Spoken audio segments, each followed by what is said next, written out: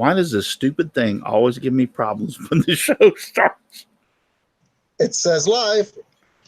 It says live.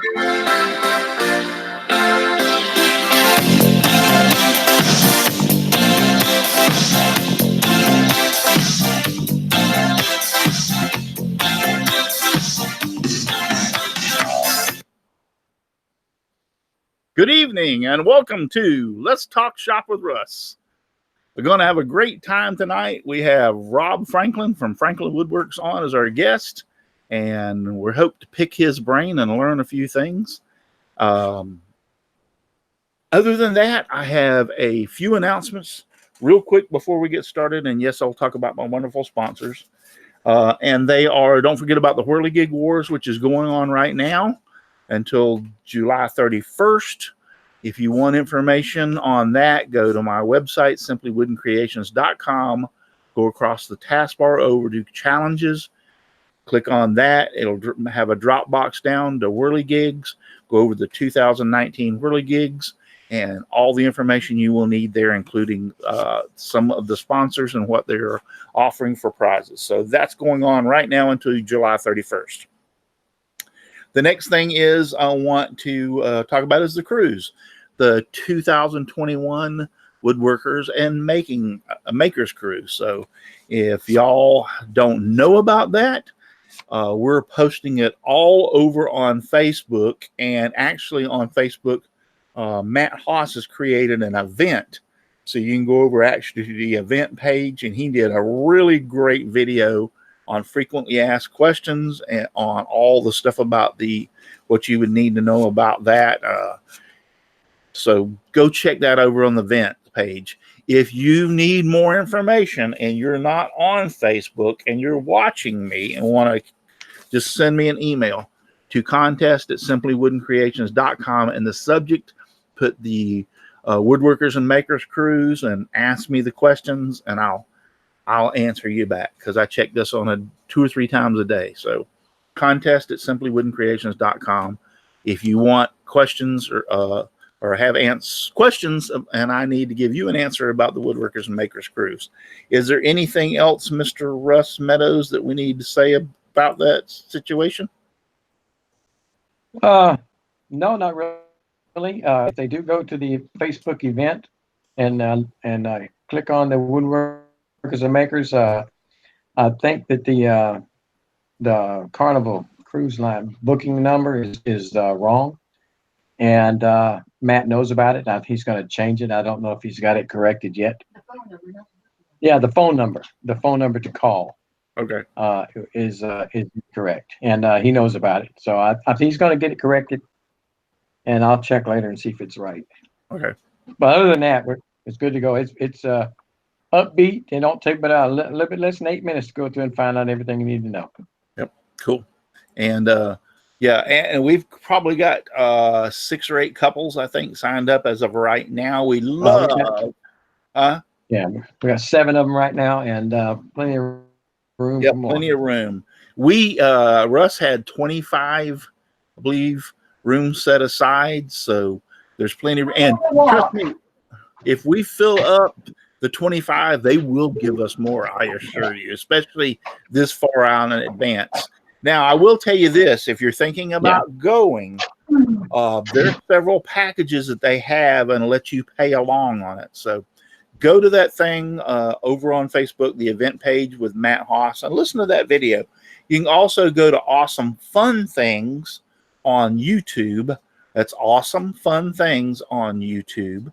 And that's another Matt Haas channel. And the frequently asked questions are there too, so you can watch that video. So come join us. We'd like to have a bunch of you. We don't want more than 250 people, because that will be a charter. And we'd have to, we'd have to have our own boat. 249 is the cutoff. Yeah. So if you hit 250, you can't come. Yeah. So I don't think there's too much. But I expect over the time. Not this time, probably. Yeah, I expect over the time we would have probably 20 couples, but still that's a pretty good amount. But they'll let you make payments. So you make a deposit and make payments, and it's a year and a half away. So you have plenty of time. So we're not going to harp this on this every single show. but I'm just excited about it right now, trying to get the information out there for everybody. And where else are you going to see Russ Clarity in a thong? Come on. Yeah. We get to see me in a thong. That's what the admission price right on the there. Cruise stays on the cruise. Yeah. And I'll tell you what, if we get more than 20 couples, I'll streak. What? There you go. Yeah. I'll streak if we get If more. he does that, folks, make sure you get a big cabin so you bring your can camera. crawl up in a little fetal position and pour bleach in your eyes for the rest of the cruise. Well, and if he does that, I know someone that's leaving the boat real fast. Not only woodworkers and makers, it's family and friends as well. So Yes. And, anybody's welcome. we keep on saying woodworkers and makers. Yes, but it's I've extended it out to my family now. My wife's sister, Annette, and Dennis, her husband, went with us on Corey's wedding, and they're even probably going to come on this cruise. And like they said, what is woodwork? I said, no, you can invite your family. So anybody is welcome to come. We're just trying to get some woodworkers and makers. For instance, Russ and Chris and I and Jim Bashirs and, we've been wanting to do something like this so we could spend some more time together. We see each other every week on the panel, but we don't get to spend a lot of time together. So this is a really good opportunity for good friends to be together and bring your family too. I'm hoping Corey and Cheyenne are really looking into trying to go. So, that's my son, and I've extended it to all my family. So bring your family too. So that's perfectly welcome. Before we go, right. Oh, wait, Russ, one more thing you forgot to mention.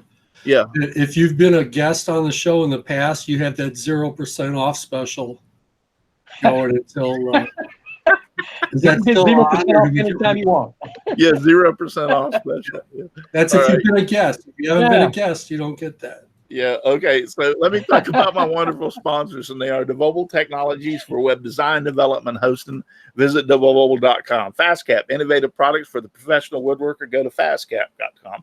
Rockler, 60 years in woodworking. Go create with confidence. Visit Rockler. I'm trying to keep up with this, but it's going too fast. Visit rockler.com. Bearwood Supply Company, your best choice for hard-to-find woodworking supplies. Go to bearwood.com. Klingspor, the sanding specialist. Woodworkingshop.com. Seiko, the scroll saw specialist. Seiko.com. Scrollnado, desk collection for every scroll saw, and you can find them on Amazon. And if you'll hang around to the end of the show, we're going to have a giveaway. So we're going to be giving this away. So hang around to the end of the show, and I'll tell you how you can win it. All right, before my fast cap 2P10 kit yet, okay. Before we I haven't got it yet. Let all the that we're going to start off and let all the panel members and introduce themselves, and Robb will be last, and we'll get to him. So start us off, Brenda. Thanks, Russ. I'm Brenda G. Brenda G's Designs. You'll find me all over the internet as Brenda G's Designs. I have an Etsy shop, Teesprings. I'm on Makers Media Network. I'm on Facebook, Twitter, and I have a YouTube channel where I do eclectic crafts and I do some comedy. I have a challenge running on my channel right now with gourds. So if you want to know more about how to get in on that, go over to my channel and check out the gourd challenge video.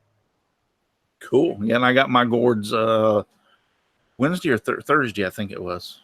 So I'm trying to think of something to put together to make out of them. So cool. Yeah. Chris. Hey guys, Chris here from the Old Cranky Workshop. You find me on YouTube and Facebook, and maybe the local neighborhood pub. So other than that, I've got no joke for gourds. I'm sitting there scratching my brain without going off the rails. So that's real gourdy of you. Just happy to be back here this week. Hear what I said? I said that's real gourdy of you. I heard that. I let it go. Dickson. Hey everybody, it's Dickson Hoffman, and you'll find me on Facebook and at hoffmansignsandDecals.com. Cool. I could say to Brenda, let's go back to Brenda. I could say to Brenda, I watch your shows. I'm so gored to death. Hey, that's two I've come up with so far. Have you watched my Ever Havens? They'll make you scratch your gourd. Okay. Jim Bashir's. Jim Bashir's from Driveway Workshop. Been looking over Rob's YouTube channel and really looking forward to asking him some questions about stuff. So it should be a good show. Yes, I've known him and I've watched his channel off and on. So yeah, he does some pretty cool stuff over there on his channel. He's got a nice channel. It really is nice. He's got 19,000 subscribers, so he's doing pretty good. John, are you there? All right, we'll move on next to Paul. Hey, everybody. As soon as, Brenda, you know it's coming. As soon as you said gourd, I was thinking, have you been running with the bulls? Good one. Good one, huh? No, but I've been accused of being full of bull. Okay. Paul Corliss from Paul's Messy Workshop on YouTube and Instagram. And a lot of people out there want to know where Al is. He had other commitments tonight, and he sends his love, but he's not going to be here. So if in case anybody was wondering, I see somebody out there asked. So Yeah. anyway, that's all I got. So Cool. and I'd like to go on the cruise, but it just ain't going to happen. Yeah. Well, we're gonna miss you. Well, Yeah, I sent you the invite, by God. We're gonna miss you about. I know it. We're gonna miss you about that much. Well, at least it's that much and not none at all. Yeah. All right, Russ. Russ Janelle's Wood Shop. Okay. Yeah, y'all can find me on Facebook and Instagram and hardly any of YouTube, but I'm getting there. And come on the cruise. Glad to have you. Back to you, Russ. You're welcome. Just before I get to Rob, we have Ken McCrory, James Parker. James just had surgery on Thursday, I believe it was. So I'm surprised to him being out there. And how you doing, James? Ken Moon's out there. Sterling Davis. Hi, Sterling Davis. Glad you're out there. Chris Nealon. Philip Daniel. Aussie Man. He's out there. Michelle Marcoux. I think Dan Inge, I saw from Dan Inge Woodworking's out there. And Gary Lucas. Just running back up through the list real quick. Mike Bennett Sr. Hi, Mike. Yep, Dan Inge is out there. Dennis Goodson is out there in the chat. All these people are out in there in the chat. And later on, if you have questions, and I'll make it aware of the panel to help me watch. If you have questions, we'll say if you have any questions out there, y'all can hop in the questions. So And John's back. John's back. John, did you want to say anything? Pardon me while I eat my ice cream. Okay. I'm John Schaffner from good old Central New York. Not downstate New York, but upstate Central around Syracuse area. So you can find me on Facebook, or I also have a little channel on YouTube. And thank you for the 50 subscribers that I do have. And that's about it. Back to you, Mr. Russ. And leave your address at the website. John will send you all an ice cream. Yeah, Exactly. really. So, all right, we're going to go to the guest of the hour, Robb Franklin. How you doing? I'm doing good. Thanks for having me. You're welcome. Is this not a crazy, great show? I don't know where I fit in here. Oh, you'll have a blast. Trust me. We This is quite a crowd. it is, and I'm going to tell you. I'll tell you right up front. If it wasn't for them, which they're in little pictures down below me, y'all can't see. Oh yeah, y'all can't see them. You'd be more successful. Yeah, if I'd be more successful. No, if it wasn't for you, I wouldn't be here. So that's just the way it is. It's just like they make this whole thing up. There's a lot of chemistry here, a lot of good friends, and a lot of good friendship. Well, y'all have a good time. I can tell you that. The times that I've watched, it's a barrel of laughs because you guys really get on each other. Yeah. Katie's not here. I'm missing her. That's Katie. That's Katie. Yeah, Katie really jabs me all the time. If you've ever seen little Katie come out, boy, I'll tell you what, you won't be able to chair from laughing. Yeah, that's a Spitfire. I don't care if you're 6'4". I guarantee she'd climb all over you if she needed to. So anyway, Rob, how you doing? I'm doing well. I think we're getting the storms that you had yesterday. Oh, you are? Yeah. So it's raining pretty hard here, but hopefully the power and the internet will stay up. So great. So let's get right into it. I usually get to ask some of the first questions, and the first question I always ask is, what got you into woodworking? Well, that's kind of a strange thing, because I used to be a serious golfer, and you can ask my wife that I spent every day on the golf course that I could.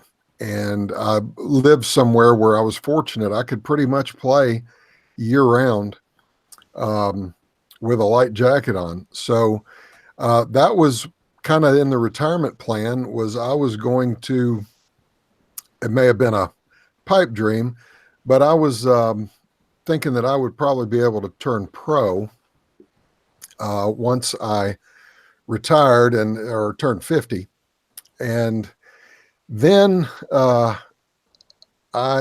hurt my back pretty badly, and I had 2 surgeries within a month, and that pretty much changed my entire life. And while I was sitting at home recuperating from the second surgery, and I could not do hardly anything, and the doctor pretty much told me golf was over for me. And I was sitting around the house, and I was reaching the end of YouTube, and I stumbled across a video, and I believe it was from John Hayes, where he was making a tool that most of us would go out and buy. And I looked at what I had around the house. I had a skill saw and I had a router, and that was about it, and a drill. And I decided I would make my own table saw. So I took a piece of MDF, cut some miter slots in it, and mounted a skill saw upside down in it. And it worked well enough that I was able to start making stuff. And that was it. I got the bug. And, even if I could play golf now, I probably wouldn't very often. Because this is very cathartic for me, and it's a lot of fun. And I actually get to use my brain a little bit more than I did on the golf course. So that's pretty much where I started. Cool. I mean, I know what you're saying about golf. Now, I've never been an avid golfer, but I play golf, and me and my sons go out and play golf. Matter of fact, my one son, Cameron and Corey, went out and played golf today. So I play golf every once in a while. But yeah, once you get the bug, the woodworking bug, so to speak, it's like it's more rewarding to me, because you get to make something that you can have or give away, and it's kind of like, I won't say it's forever, because something may happen to it, but it's can last a long time. Yeah, and the thing about golf is, you can go out and have a great round, you can have a terrible round, but when it's over, it's gone. Yeah, and the only round that you're going to be judged on is the next one, and you've got nothing really to hold on to that you did that you can be proud of. So, with woodworking, I've got stuff laying around the house that I can say, wow, that was a disaster, or I did pretty good on that. So it's rewarding, and you can give gifts to people and have things to pass on to your kids. So it's pretty good. I'm glad I found it. cool. I see all the guitars behind you, and I've seen some of your videos on that. Do you play yourself? I do. In college, that was my thing for most of college anyway. And so that was the original plan when I was a kid, was to be a professional musician. And 3/4 of the way through college, I figured out that I was not going to be able to pay the rent doing that. So I had to find another direction, but I still love it. And one of the first things I built, believe it or not, when I started woodworking, was a guitar from scratch. Yeah. And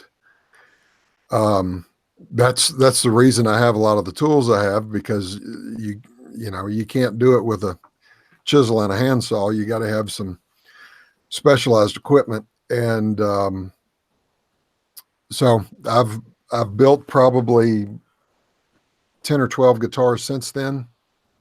And it's a lot of fun, but you can only have so many guitars, I guess. So I had to start branching into other things. And that may be true. You know, Willie Nelson, his guitar that he plays, he's had that thing forever. He has to send it in for repair. There's only one man on the planet that can touch his guitar and repair it. He's actually wore at the bottom where his fingers ride, where there's usually a pad, or he's actually wore a hole down there. And I watched a video on the guy that he uses, how he repaired it. You ever seen that video? I think it's Dan Erlewine is the guy that works on it. Mm-hmm. And he is a master luthier. Yep.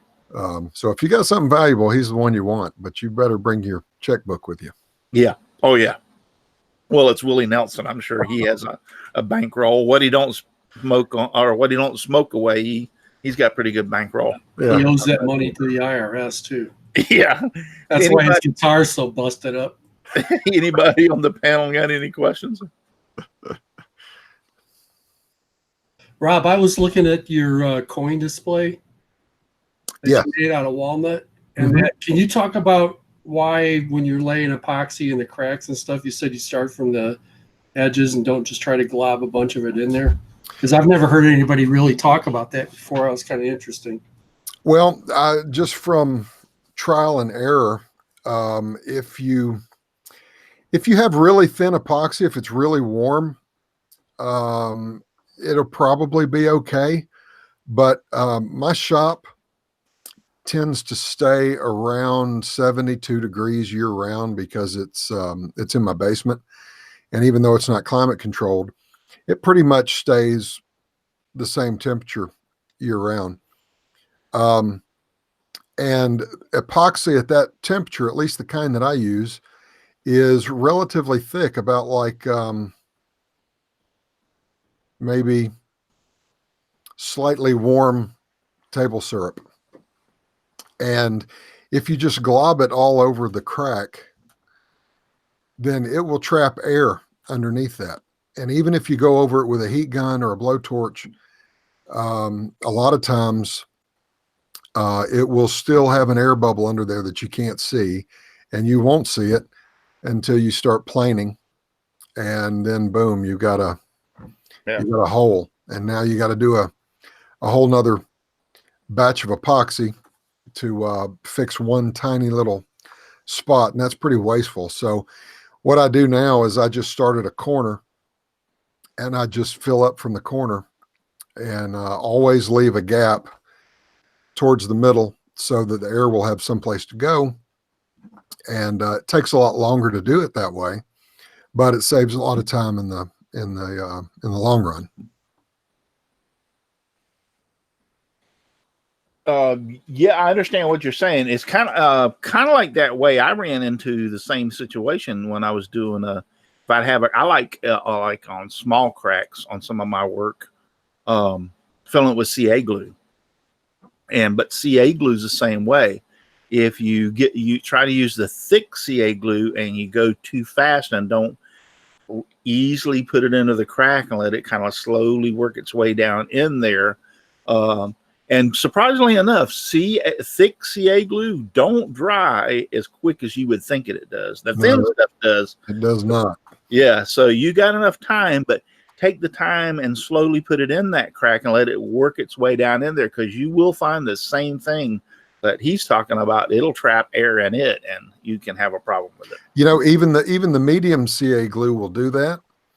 And a lot of people have said, well, just use the thin. Well, the problem with using thin is that it will stain the wood.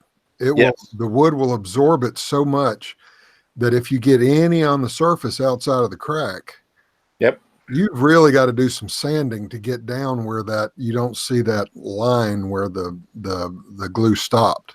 Exactly. So just real quick, let me I said Sterling Davis was out there in the chat, but also Patrick from Patrick's Workshop is out there in the chat with us.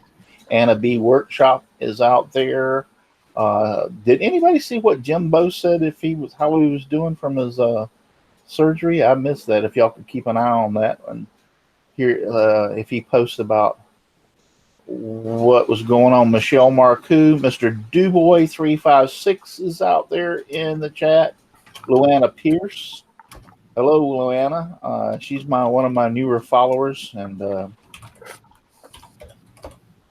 so yep, Luana Pierce. Hello there, Simply Wooden Creations. How are you doing, Luana? So yeah, I'm kind of wondering about how James Parker's surgery went. So anyway, anybody else on the panel got a question? Oh, what is this? Just keep my mouth shut tonight? I got another one about the same project you did. Well, go ahead, since you're obviously the only one that. I took notes. Okay, well, I was going to tell you that James Parker. At least somebody's doing their job. James surgery next Thursday. Oh, it's next. I thought he had it this Thursday. For some reason, I was thinking this. We'll have to bug him next week. Yeah, we'll have to bug him next week. All right, go ahead, Jim.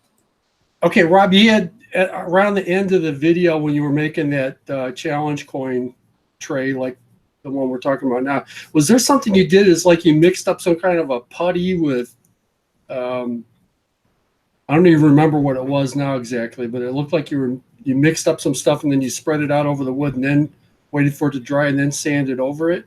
Was that video I was watching where you did that? Or? Oh, I don't know if it was that one. I think on that one, what I did was wet sanded it with oil. Oh, you wet sanded it with some kind of like Danish oil. Whatever with Danish oil. Yeah, you thinned it down a little bit. Yeah. So how does that work when you do that? I got this idea from a couple of places. One was a guy that I used to work with, and he was into woodworking, and he built a beautiful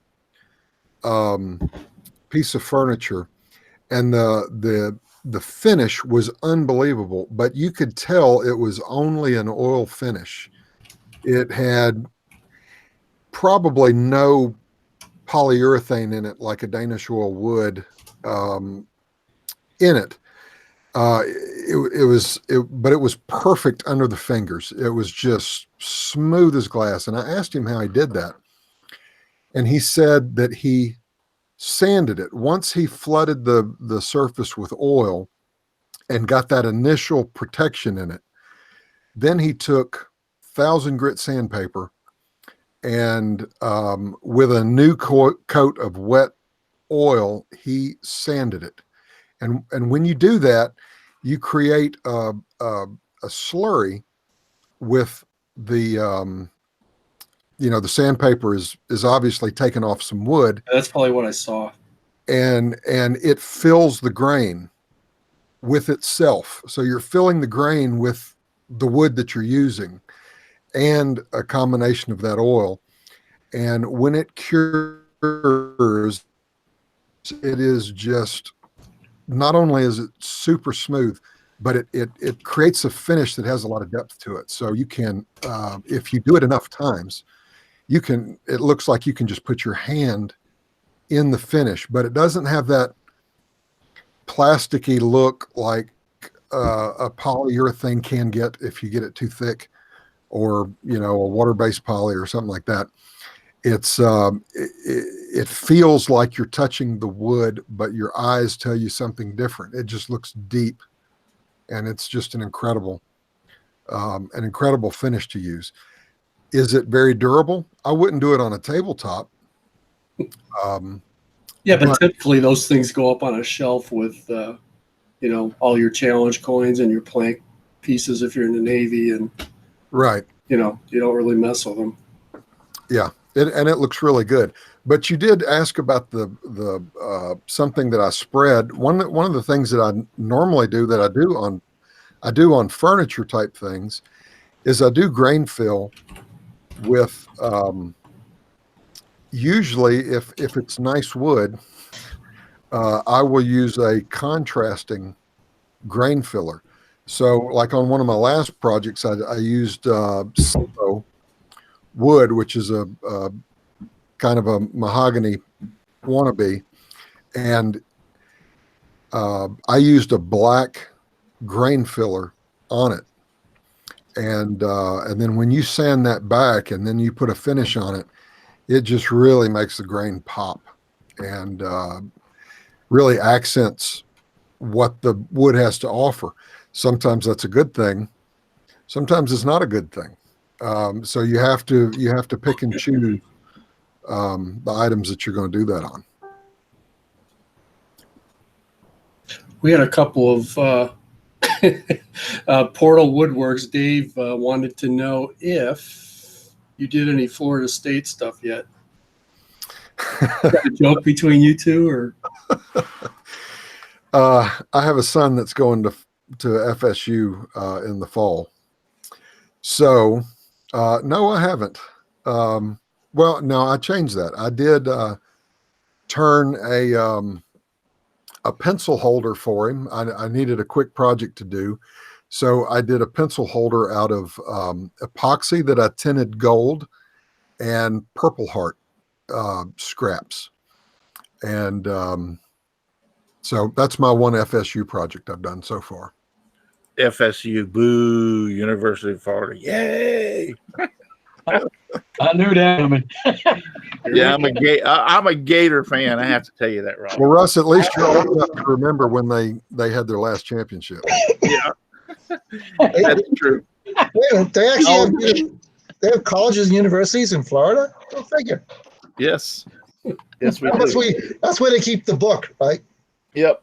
Who was it? Jimbo also had a question out here in the chat, and he goes, have you done anything with pen turning? I have. I've turned quite a few pens.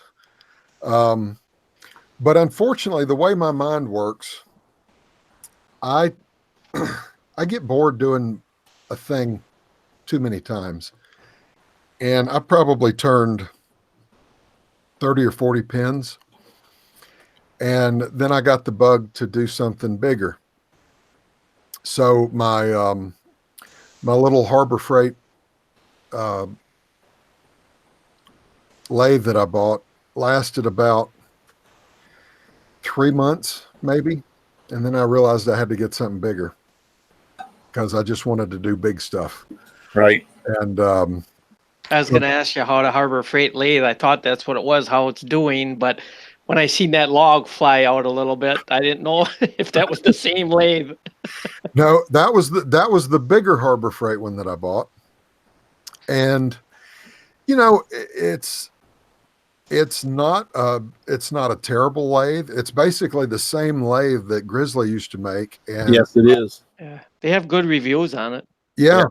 The only problem I had with it was that it never turned slow enough. I think 640 RPMs is as slow as it will go. Right. And that's a problem. If you're a bowl turner, if you're going to turn something that's kind of big and you're starting with a chunk of wood that's not round and not balanced, that's a problem. Yeah. So I had to get rid of that one too. Yeah. Okay. Let me look over here. Does anybody see any other questions out there? Since you have mentioned about that, so I see, and I watched this video because I was really concerned because I think you caught a little bit of flack about it in all sincerity. But your newest lathe is a what? A Rikon. Yeah, Rikon. And so you discovered that wasn't big enough, and you had to make some adaptations to it. Yes. And there was a lot of people telling. I read some of them comments on Facebook and comments on your YouTube, because they were kind of like, "Oh, that'll never work," or "You better be careful, it'll fly off and kill you," or "Are you crazy?" All those kind of weird comments and everything. And if y'all don't know what he's talking about, he changed his Rikon where he could turn a little bit bigger stuff. So explain that to him, and then talk. I want you to also talk about the crazy crap people were talking to you about. Well, the Rikon I have had a 12.5-inch swing, and I'd had the bug to obviously turn something even bigger than that. But what the catalyst for me to actually do something about it was a friend of my wife wanted a very large salad bowl. And the salad bowl she had that was not big enough that she wanted me to pattern this thing off of was 13 inches. Well, that was already bigger than I could turn. So I did some YouTube research, and I found a couple of videos where guys had made risers for their lathe, where they're able to raise the tailstock and the headstock the same amount. And if you can do that in a way that is solid and is not going to vibrate, then you just made a bigger lathe. And so I was able to increase mine to about 20 inches. And so I turned a 17-inch salad bowl on it. And the only downside about it at all is that you're not increasing the horsepower. Right. So I'm not going to be able to put a tree stump on there and turn it with the horsepower that I've got. I just can't do that. So anything that large is probably going to be segmented, which basically means most of the turning's already done. You're just basically finishing it once you get the glue up going. So I think it works perfectly. I don't have any vibration issues. I've got a very, very stout lathe stand that I built. I've got 380 pounds of concrete on it. It's not moving. And only when something is really out of round will it vibrate. Tell them how you basically how you did it, though, what you used, because go ahead and tell them, give a little bit of a brief explanation how you rose it up. So I had some hickory that a fella gave me a long time ago, and this hickory is the hardest. I don't know what it is about it. It is the hardest wood I have ever seen. It will dull a lathe tool in a heartbeat. And I've been wondering what in the world I could use this for. And so what I did was I took that hickory. I'd already milled it to 2 inches thick, and I basically cut a tenon to match the center. You know how your tailstock has a little tenon that sticks down between the two bed rails. Yep. So I basically cut that tenon and got it to fit exactly, and then cut a matching groove in the top so that I could stick another matching piece down in it. So I could raise it. The original idea was I was going to raise it only as much as I needed to. So I could raise it 2 inches, 4 inches, or 6 inches. And I wound up just, after some more milling, wound up using it 3 thicknesses of that piece of hickory, so that my tailstock sits in it just like it would sit in the lathe bed. And I just had to figure out how to extend the tightening mechanism. And on the headstock, since my headstock is not movable. It's not a swivel and it doesn't slide. It's stationary. All I had to do was buy longer bolts, Right. to fit it into the lathe bed. And I have absolutely no complaints. It looks like, so you got 3 pieces. I'm looking at the video now. You looks like you have 3 pieces, so that's about 6 inches higher than what it was before. Actually, each piece turned out to be a little less than a little bit less than 2 inches. Okay, so my total is a little over 5 inches. over 5. That's a pretty hefty lift. Yeah. Go big or go home. That's the way. Yeah. That thing I was looks like, crazy. when I saw the video, I really personally, I hate to tell you this, Rob, and I like you and everything, thought this guy's an idiot. Because I never figured in a million years. But I do know what you're talking about when it comes down to that hickory, because I had some people, or a friend of mine, give me some hickory. That stuff is friggin', it's like steel. I mean, really, it's the next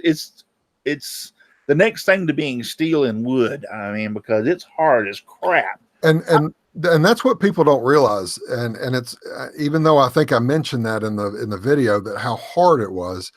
You couldn't use pine. No, hell no. Or even a lot of your other hardwoods. When you start cranking down those bolts, that wood is going to compress. Yes, hickory won't. And I'm telling you, I couldn't compress that hickory. Yeah. No, yeah, I know what you're talking about. I mean, obviously you're going to compress it some, Right? But it's like very, very minimal compression. I can guarantee you. So, and I watched you through that. I like how you cut the pieces out for the tailstock so the bolt would fit through it. I think it was. Yeah. Yeah, that was and the the thing that I absolutely did not think about before or until halfway through the project was that since my tailstock or my headstock did not move, that I had a belt going through the middle of it. Yeah. And I didn't think about that until I was halfway through, and I realized that I had to hollow out that section so that a belt could go through. And then finding a belt to fit was no easy task either. Yeah. There's no adjustment, obviously, so it has to fit perfect. It does have to fit perfect. You can tighten the motor down right a little bit. Excuse me. But no, it had to be pretty much exact fit. Yeah. And then I like how that big. Now, did you made that sanding disc to put on that lathe, or did you have that prior to put it on there? No, I made that to put on there. Yeah, I thought so. Yeah, because that's pretty cool. Man, that thing is like, what is that, like 12, 14 inches in diameter? No, it's 19. 19. Holy crap. That's huge. Yeah. Cool. That's really cool.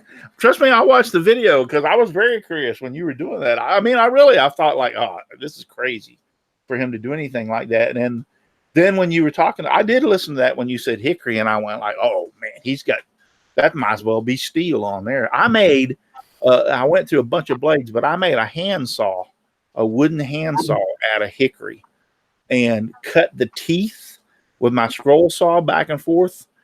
Literally, that thing was so hard and sharp that if I put it across my arm and pulled, it just cut the crap out of me. I mean, I've cut a few things like playing around, like cloth and stuff with it. It'll cut. I mean, I was surprised how sharp the teeth are actually sharp. Yeah. Well, I guess every YouTube channel has some kind of a shtick, and my shtick is you don't need to go out and buy. You don't always need to go out and buy a bigger or more powerful tool, or sometimes you can make do with what you have, and I like to try to find ways to do that. Mainly, I guess, because I'm cheap. But it works out sometimes. Sometimes it doesn't. But now you have a bandsaw. I do. Yes, because so if you get a piece of wood in, you can round the blank on your bandsaw to be able to put on there too. That's another thing you could do. Right. Yeah. Yeah. And I have to give a shout out. I don't know if he's still watching, but Ken Moon. Yeah, Ken Moon. You mentioned him. He has. Sometimes we get a friendly banter going between the two of us, but he has really challenged me on turning, and I fancied myself as his equivalent for a while, and then I soon realized that he was just far superior to me. But he knows things about turning that I have not even discovered that I need to know yet, and things about how to cut a blank out of a piece of wood so that you get the best grain, things like that. I'm such a novice on things like that most of the really nice things that I've turned, I've cheated, if you want to call it that, because I do segments, and you can just make just about anything look beautiful with segments. So Ken may know some of that stuff, but also he's crazy. He may be crazier than me. He's crazy. He put some of that stuff on there, and I'm sitting there and I watch some of the videos and I cringe just watching them. Yeah, some of that stuff is really scary, isn't it? Yeah, it is. I mean, he's crazy. I mean, but you're right. He's got a talent about being able to look at it and knowing how to cut it with a chainsaw and know how to, that grain will do good and this will do good to make a bowl and everything. He's got that down, because I don't know. I mean, I'm sure he buys some of his wood, but I'd be willing to say most of his wood that he turns bowl blanks out, he finds on the side of the road, or somebody calls him and tells him, I took down a tree, come get it. Curb wood is a wonderful species. Yeah.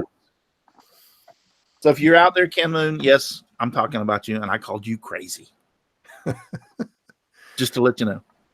Have to stand in line, though. So I like to watch bloopers. Yeah, I love to watch his bloopers. Yeah, he's good, and they're building a new house. Him and his I will say his fiance. I don't know if they're engaged or not, but they're building a new house. They might as well be engaged if they're going together and building a damn house. I think they went ahead and tied the knot. Not too long. Did they? I haven't heard that. Yeah, I go back and forth every time I look at a video or a picture or a posting. Like, did they do it or not?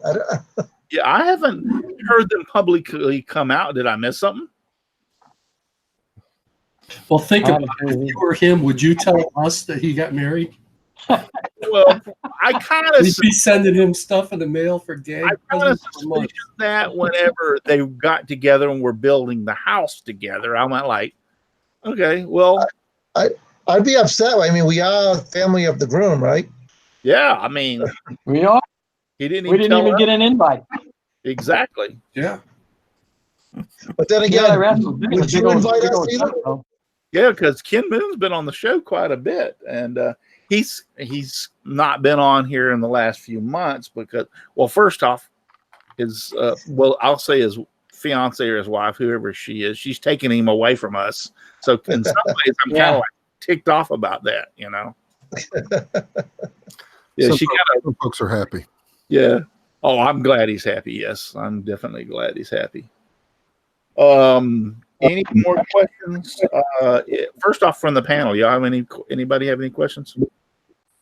No, I put his Robb's YouTube channel on there a few times, and a couple people said they really like his YouTube channel. Yeah, he does some really great stuff. Anybody on the panel have any questions? I was going to ask him, I see that he's been doing videos for 7 years on YouTube. What's your favorite project? Oh boy.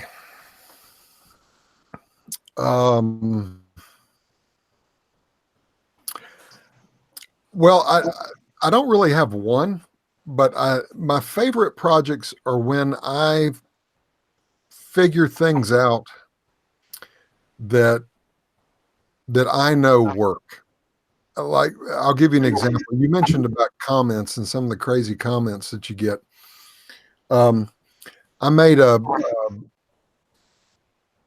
circular saw blade sharpening jig for my table saw, and it works great. I'm so thankful that I'll never have to send a blade off to get it sharpened again. But I've had so many people tell me that it can't work, and well, I don't know what to tell you.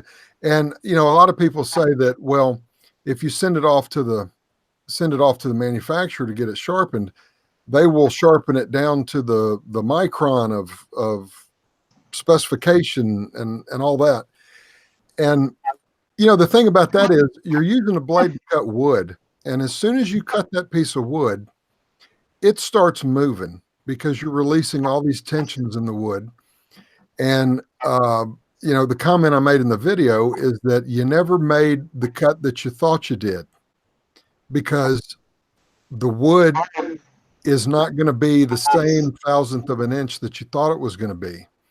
So, when I sharpen my own blades, I'm not making parts for a jet engine. I'm cutting wood, and it does great for that. So if I was machining aircraft parts, it would probably be a different story. But I can get it within a few thousandths of where I need it to be, and I think that's pretty good enough for woodworking. I think that's plenty. Yeah. Let me tell you what I did. I had some wood that I needed to resaw, and I had my last blade on there for resawing. And as I was getting through it, some exotic wood is the worst to resaw. It's got so much oil in it that, it dulls the blade. So I had 2 or 3 things more, and this was getting to the point it was almost starting to burn. And I stopped because I knew if it got to that point, the blade is going to get so much heat that it'll be useless, period.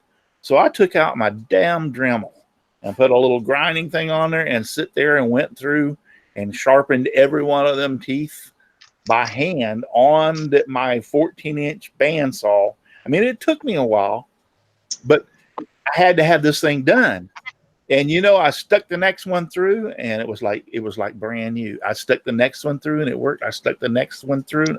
I was able to sharpen that thing with my Dremel 3 different times before I finally got the teeth to where it was like, all right, I need to replace the blade. So you can sharpen your own blades. Bull hockey on those people, and that it's got to be to the micron. Yeah, right. Yeah, sure. I mean, it resawed perfectly for me. It did everything I needed to do, and it did a whole bunch more before I had to resaw it again. And it gave me enough time to order another blade, get it in, and then, when I finally ground down to the teeth to where they were like, instead of 3/4 of an inch, I think they were 1/8. No, they weren't that small, but it worked. Looked like a giant hacksaw when you were done. Yeah. Yeah. Well, I've got another question for Robb. Since you've been on here for like 7 years, what is your biggest challenge, your YouTube challenge that you've had to overcome? Well, let me correct you a little bit. My channel is that old, but when I first started it, I did it to house some music recordings that I had made. So they were not for public consumption at all. So even though it says I'm that old, I'm really not. I'm more maybe 4 years old. Okay. And the only challenge that I have really is coming up with new ideas for videos, because if it's not interesting to me, I kind of feel it's probably not going to be interesting to somebody else.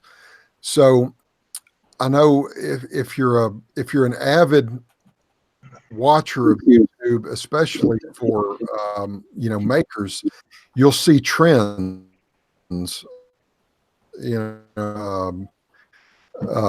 fidget spinners and all this kind of stuff, that everybody's making a video about the same thing pretty much within the same time span. And I really, it's tempting to do that, but I don't like to do that. And so I try to do a video that has got to be original in some way and is interesting to me. So sometimes I may make the same thing another maker has made, but I will use a different process or come up with a jig to make it easier to make, or something like that. But the bottom line is I make a lot of stuff that I don't film because I don't think it would be interesting. So, and I don't think it would help anybody to watch me build it necessarily, because I'm not doing anything new or earth-shattering. So that's my challenge, is trying to come up with something that's original, that I'm interested in, that I think will help other people. And sometimes I have long droughts of non-production because Don't we all? I just can't come up with anything. I think we all do. I'm there right now. Yeah. Two things I want to point out. One, you do the voiceover on your videos. Yes.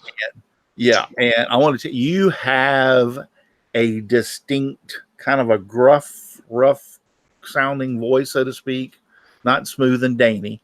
But when I listen to your videos, I have to say this, I love to listen to your voiceovers. It's just like, it's as much interesting as a damn video to me, but just by listening to your voice and the way you talk and do the voiceover, it's like, if I had to say, it's probably one of the best voiceovers I've ever heard. And I'm not just bullshitting you. It's just, I love to listen to your voiceovers.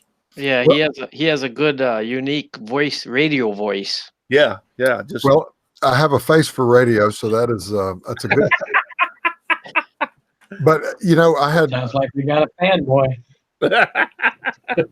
One of the comments I get most often is that I sound like Jeff Bridges. Yes, Yes. a little bit. Yep. Yes, Which means I have like cotton balls in my mouth, yeah. and the rough gravelly thing. Yeah. But I figured out really quickly that I was not meant to talk to the camera.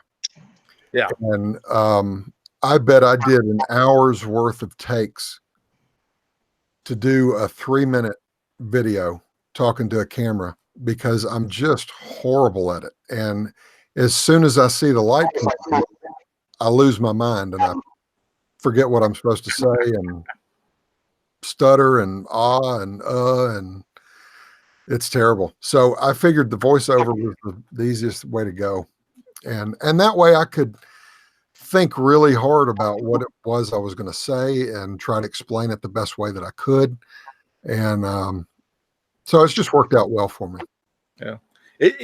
But I'm serious though. You do the voiceover is fantastic.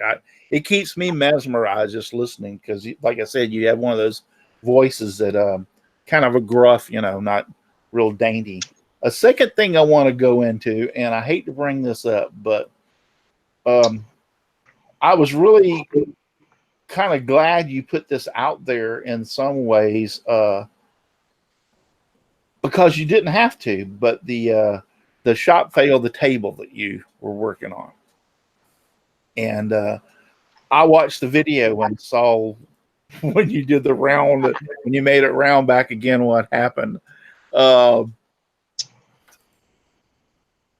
Tell us a little bit about that. I mean, it was like, did you just beat your head up against the wall after that happened? Well, the miracle of editing is you don't get to see the tantrums that I throw. I'll bet you threw some on that video. Yeah, I actually broke the table. I took a chunk out of it when I slung it off the table, when I realized what I'd done. And, it's one of those things that you're going along with a project, and I came up with all these ideas and they were just working perfectly. And I was so happy with myself. And as a side note, I hope that y'all can, when y'all watch videos, that you can hear the sarcasm in them when I brag on myself, because I'm usually setting it up for a massive failure that I'm about to do. But Yeah. when I cut the new circle out of the old circle, Right. and it went so well, I was so happy. And I had even started sanding. I didn't even pay any attention to it. And I just happened to look down and I thought, what is that big white dot in the edge? And I looked down and it was a dowel. Yeah. Ooh. And I realized that I had like 5 of them poking out. I lost my mind. Yeah. And you know, I got a lot of comments that, oh, you could fix that and you could do that. Well, you know, if it was for me, that would be different. I would probably try to fix that, but it's not for me. It's for somebody else. Right. And, the last thing I would want is for somebody else to be unhappy. Yeah. So, I mean, do whatever. I've been there, done that. Trust me, I've done a few projects, and you know, I'm thinking like this is going along great, and then, my son, Corey, when he bought a new house, you know, they were kind of like struggling to get furniture in there, and he was like, "Can you think we can build a nice fairly nice dining room table?" I said, "Oh hell yeah!" So we built himself a dining room table, and put it all together. Everything was perfect. We took it over to his house, and I have never seen any wood act like this before. I didn't realize it was a climate change or whatever, and I did we used like 8-inch wide boards to make the top, and we did the, you know, grain up, grain, you know, say circles up, circles down, everything that I need to do to keep that table nice and flat. And we put it over in his house, and lo and behold, the thing bowed. And I'm like, what the heck? What is causing this thing to bow? And I said, all right, it's trying to get acclimated to this. So he has his own like gym in his garage. I said, let's take a bunch of weights and put it in the center of this damn thing and weigh it down and bow it back out straight. Sounded like a good idea. Now keep an eye on it. You know that sucker, when it bowed, though, it went back the other way. And I'm looking at it, I'm like, what the hell? It's went from this to this, and it's not wanting to straight out again. So we had to flip it over and put it on the floor and put weights back on the other side to bring it out straight. Did you know that thing wanted to bow back the other way again? And I'm like, all right, I'm not believing this. So I said, I know how to do this. So I went and I got some 2x4s and cut them the length and run them on the bottom. You can't see them because of the railing and everything unless you look underneath. And run them along the bottom, and we glued and screwed them. Put weights on. We put weights on it to get it straight. And once it was straight again, we put glue and screwed those things down on there and put the weights back on it to hold it for 24 hours and released it. That's the only thing that kept that table from moving back and forth. Why in the hell it did that, I've never seen anything like it. Well, you know, it's things like that I think is valuable information. And, you know, a lot of YouTubers and the guys that I guess learned from, because that's my only woodworking experience, is basically from YouTube. Yeah. And all these guys' projects are perfect. And once I got to meet a few of them and talk to them, then you realize you know, if you look behind the curtain, a lot of these projects, the pictures they take are of a certain side. It's the best side. Yep. The lighting is a way that you're not seeing the problems with the finish or whatever. And these guys are not doing perfect projects, but they're not telling you about the imperfections, and they're not telling what they did wrong. They're not telling the mistakes they made or things that they could have done better. And I just figure honesty is the best policy. That let me back up a minute. I feel a little embarrassed about the success I've had on YouTube, because basically I feel like a fraud. There's more woodworking experience on this panel than I could ever hope to have. And I've had some fortunate breaks. Some odd things have happened to me that have caused my subscribers to go way up. But I'm a novice, really. I come up with some good ideas occasionally, and those videos do well. But I don't want to give anybody the impression that I am an expert at anything. I am the world's foremost authority on my opinion, but, and I can be pretty stubborn about my opinion, but I'm open enough that you can change my mind if you present me enough evidence. And so I'm always open to suggestions about how to do things better, how to do things safer. But I'm also really big into experimentation. You know, if safety was an issue, Izzy Swan would not have a YouTube channel, because he does some crazy things with a table saw. Oh yeah, that's for damn sure. So, you know, I guess I have a different perspective than a lot of people. I don't want to present perfection when it's not perfection. Cool. Another thing is that segmented bowl that you did turn after you did the raised your lathe height. That was pretty awesome. I mean, you did a good job on that, because I went back and watched that video and I was like, wow, that looks really, really sharp. You did a very, very good job on that. So, and that's one of the things that I did the wet sanding on. And boy, that sure makes a huge difference in the way that the depth and what's the word? The chatoyance of is that the right word? We don't use that here. We don't know what that means. We don't the sheen on it. We don't use those kind of words in this. We try and stay like 6 letters on. Yeah, chatoyance. I never heard of that, chatoyance. I never have either. I think it's like the prism effect, where you can look at the wood from one angle, and as you turn it, it kind of changes color on you. Oh yeah, that's it. Yeah. Oh yeah, that sounds familiar now. Yeah. Now I got it. Yeah. It's kind of like that wrap you get on your car to make it when they paint cars purple, and then you look at it in the shades and it changes colors. Yeah. You're also full of crap. Your eyes are brown. Rob, did you ever use super glue on any of your turning, your pens or anything? Constantly. Oh, you mean as a finish? Yeah, yes. It's a good way to get around certain things if they break, but some guys use it for a finish. Makes it nice and hard. Well, I tell you, I tried CA glue a few times and I had disastrous results.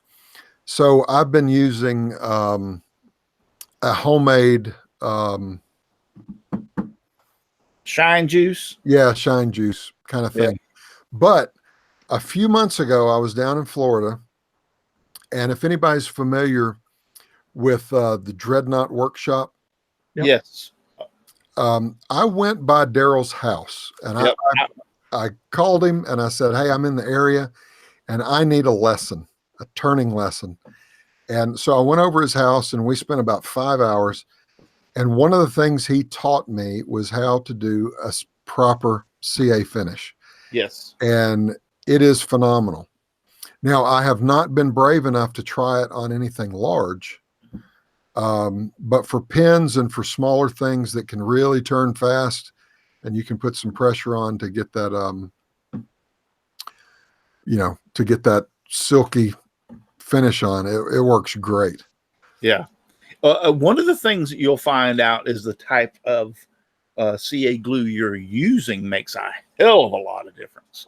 I mean, you just can't go down and buy the cheap stuff from a Wally World that, to stick a ceramic piece back on their cup or whatever. If you get a good quality, I've used 2P10 from Fast Cap and never had a problem. It's worked beautiful. The second thing that I learned was the application. I I use like plastic, like the plastic, and I got to think about what I'm like the plastic on a Ziploc bag, or that kind of plastic to apply it with. CA glue don't like to adhere to that plastic, but yet it's really silky smooth, and it'll smooth that stuff out just so nice over the edges when you use it. So have you ever tried using a piece of cotton cloth with CA glue? No. That's scary because it gets hot and it smokes. And No. It makes a terrible mess. Yeah, no, the best thing I ever used was, like I said, that a plastic. Now, when I first started, I was using a paper towel because like Rob said, I went and used or watched some videos of people using paper towels, and I figured this ain't good.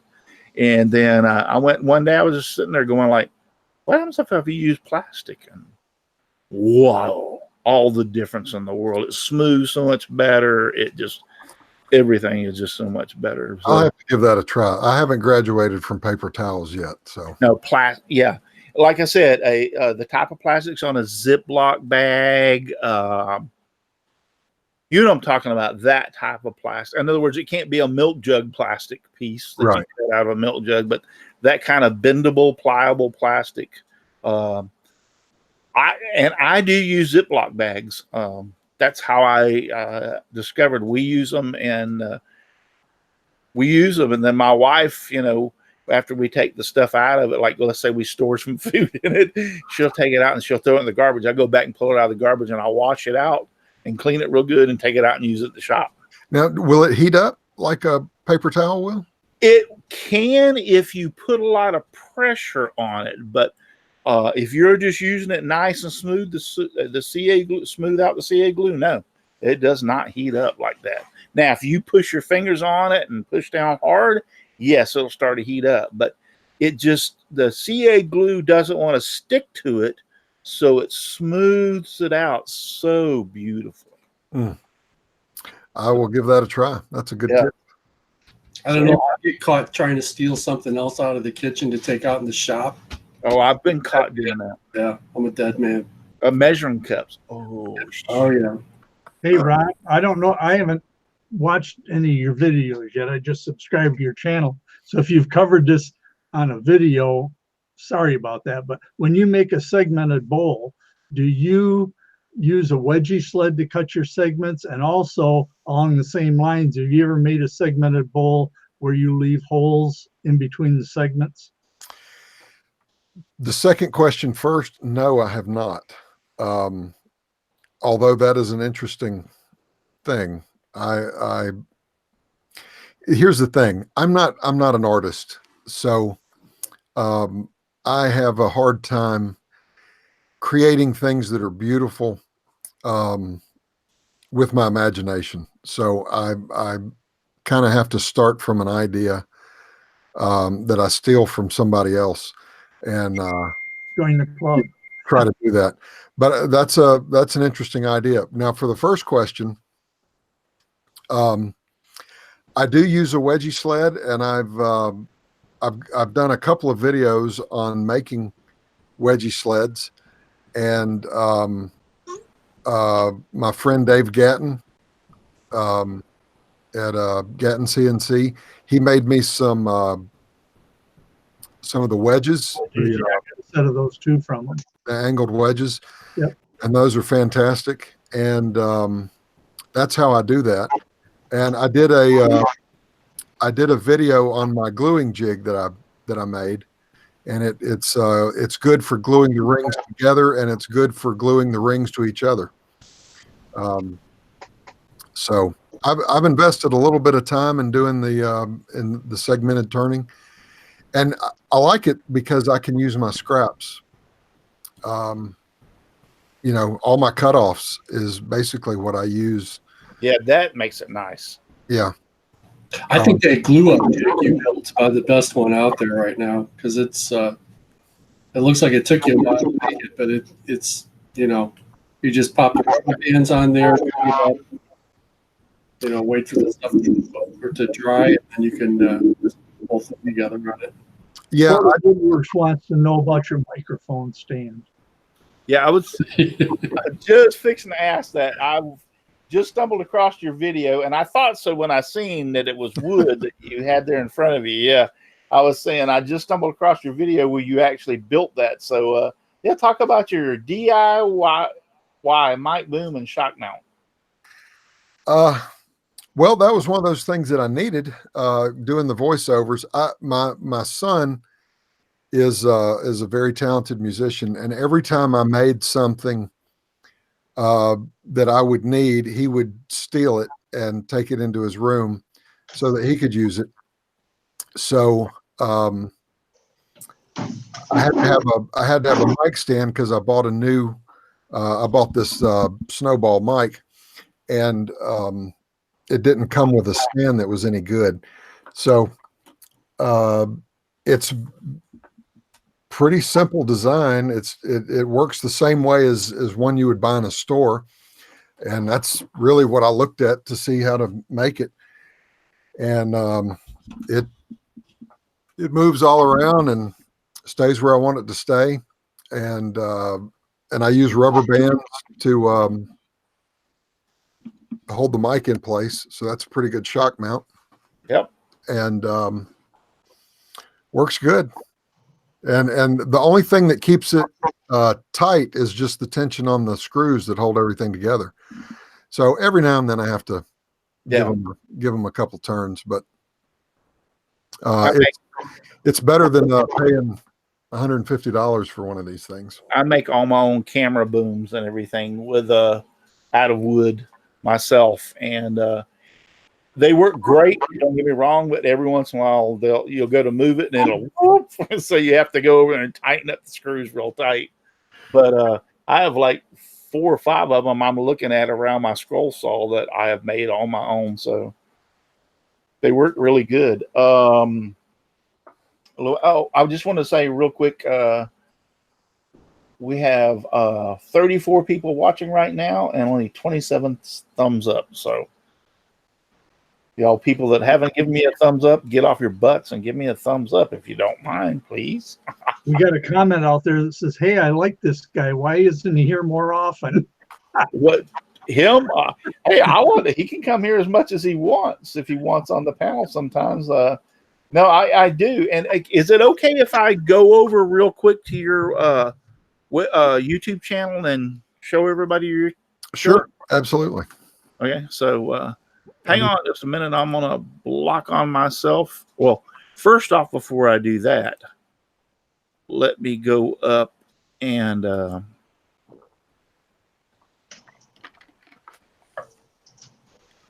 we got to remember to cover workshop confessions tonight too. Yeah. Y'all go ahead because it's going to take me just a second. I'm going to unlock off myself and ask him another question or two while I get to his channel, because I got to get to it on this computer. Well, now I don't have any questions. Well, think of something. Ask him if he has any dogs or cats. How long, Rob? I was muted all the while. How long did it take you to build a studio table? Maybe about 4 days. Big projects like that, I tend to tackle all at once. Mainly, and this is my weakness, mainly because I don't write anything down and everything's in my head. So when I figure out how I'm going to do it, or at least I think I figure it out, I can't take a break. If I lay off it for a few days and I come back, I have no idea where I'm at, where I should go. So big things like that, I tend to tackle as fast as I can. So it took me about 4 days. Now the video for the legs, I don't know if you saw that. I worked on those a couple of months because I was testing them to see how strong they would be. I didn't know if they'd be strong enough, but I was curious about that. I was wondering if they were glued and bolted. I didn't get to see the whole video. They're just glued For strength, because that's a lot of torque on there, depending what you put on the table. Yeah, it's double brattle joints.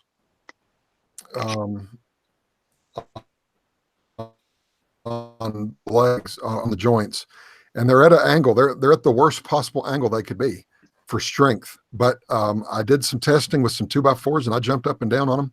And I'm not a light person, and I could not get them to break. So I figured I was good to go with probably maybe 120 pounds that this thing weighs and everything I've got on it. So I'm not going to sit on it, but Sure. it's held up so far. Luana Pierce says you need to keep a journal and write your ideas down in the journal so you don't forget them. There's a lot of things I need to do, but second thing is Liberty Woodworking want to know how tall you are, and he already said that he's 6'3", right? yes. And and the funny thing about that, everything in my shop is really high. So because I've got a bad back, I understand. Everything is probably pretty uncomfortable for the average person to work on. So even my table saw, I've raised it up probably 5 inches. Yeah. Trust me, I understand. I'm only 5'11", but I have L3 and L4 are pretty well non-existent, and I have arthritis in my lower back. So I have a lot of struggles myself. So even at 5'11", I find myself, I have been raising a lot of the tables up 3 or 4 or 5 inches, which makes a tremendous amount of difference. Because if I just a little bit of bending forward starts killing my back. Yeah, it's the little bit of bend that hurts the worst. Yeah, it is. So yeah, I've had to do that. And we do have a lot more thumbs up. So, and that was Liberty Woodworking, by the way, that said that how tall you were. I think he must have met. He was in Atlanta, so he might have met you in Atlanta. I don't know who Liberty. If you want to put your name out there, so we can tell Rob. Hey, Rob, hold your hand up. Yeah, you got guitar hands. Yeah, he's got a big. I was going to ask you who makes that guitar riff in the beginning of your videos. I was going to say, I got to get with you, Rob. I've been wanting, if you've been watching my videos, you know, I sang that little tune at the end. Yeah. You think you could come up with the strum of the guitar for that? Absolutely, I could. Good, great. I'll have some music that I can play along when I sing. Then, great. Hey, Russ, Can you wire it up real loud so we don't have to hear him sing? We can not have Russ Meadows on the show next week. Hey, Russ, how tall did you say you are? Me? You. I'm 5'11". Russ, I'm 6 foot even. Yes. You're more than an inch shorter than me. Russ is cheating. Well, I don't know. I've measured 5'11" everywhere I go on my doctor's or on my driver's license, and everywhere else they put 5'11". So I guess I don't know how the hell to measure me. On your driver's license, they put what you tell them. Maybe they're measuring my hair. Because that's usually 2 or 3 Well, inches. no, I'm 5'7", and I'm only an inch shorter than he is. Yeah. So, I don't know about 6 foot, man. If we're racing to the floor, I'm 5'4", so. Loser. I will put it this way. Since I've gained a lot of weight, maybe it's pulled me down. I like to look at it, I'm more down to earth. Yeah. Yeah, when the birds come along to poop on people's heads, they'll get the tall people first. That's right. Yep. That's why we're here. All right, so let me go over here. I'm getting this pulled. Y'all done changed everything on me. Jeez, leave me alone. Let me think about what I'm trying to do. Let's go over here and share screen. Hey, real quick, Rob, we can catch up with the chat room while Russ is looking that up. But Luana wanted to know if you primarily make guitars. I don't think that's true, but It used to be, but not anymore. Okay. The last thing that I made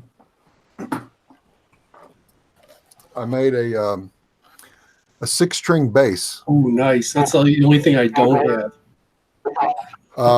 But I probably made that a little bit over a year ago and really don't have anything else in the plans to make any more guitars. Okay, And so here we are. Oh, go ahead. Here we are on Rob's page, Franklin WoodWorks. This is the beginning of the page. You need to do some work on this and get some more lines of videos going on down here. I'm just trying to help you out. I'm not complaining. But anyway, if you go to his videos, here they are. All of his videos together. I wanted to go over to show this one real quick about and let me go down here toward the end when he's starting to put some of this stuff together. I need to back up some. That's when he's doing his banjo. The lathe extension, is it? Well, that's his banjo is what holds the tool rest. Oh. But yeah, there you go. There you go. Look, isn't that cool? Here, let me back up just a little bit and get. I watched that one. That was crazy. Yeah, here we go. There's all three of them together. So he's got 3 under the tailstock and 3 under the headstock, and then he's got 1 on the banjo to raise it up. Wow. Yeah. Raycon's going to start selling that kit now. Yeah. Exactly. Yeah, they'll come up with a kit. Yep. But let's go back. But this is the bowl he was talking about that I was watching that he turned on this thing. Let me go back a little bit and get him into the turning part of it. Oh, come on. Do you ever notice people always want something that's just outside your skill set? There we or go. Just outside So your there he is equipment? turning the outside of it. Wow. And that's a little small Icon lathe doing that. That's cool as crap. That's crazy.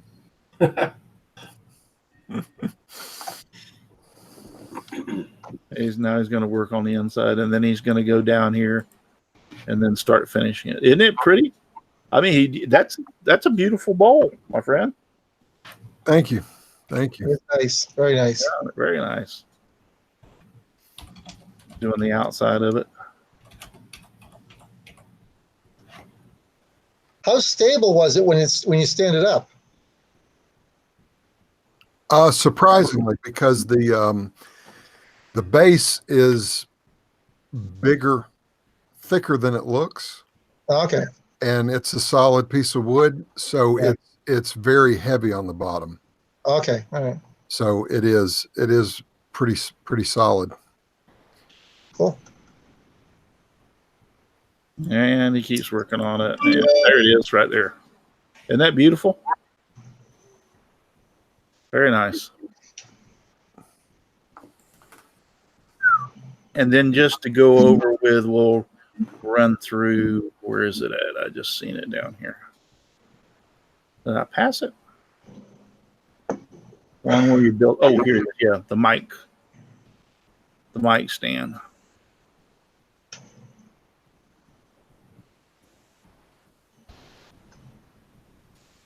Uh-oh, I broke it.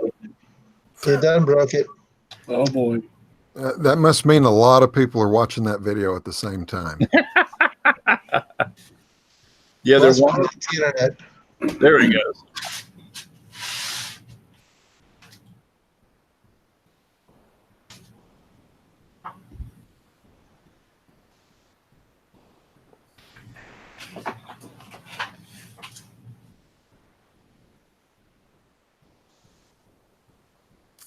All right. I got to watch this because I have a musician friend who asked if I could make him an old school microphone like that for stage, but he wants it made out of wood.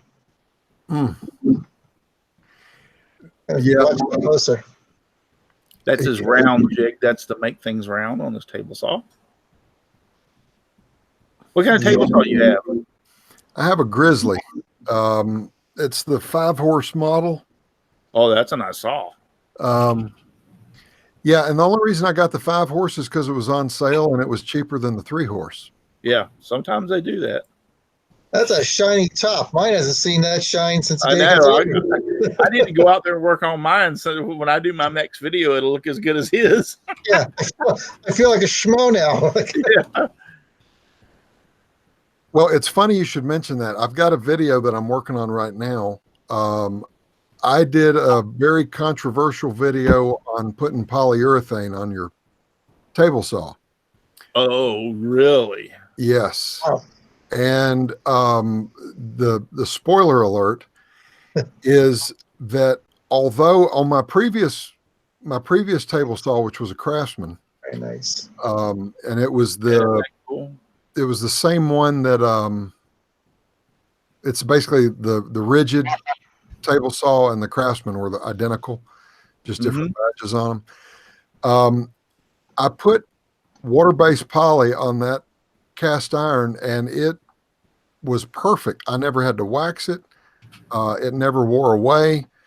It was great. When I got my new Grizzly, I could not get polyurethane to stick to it. And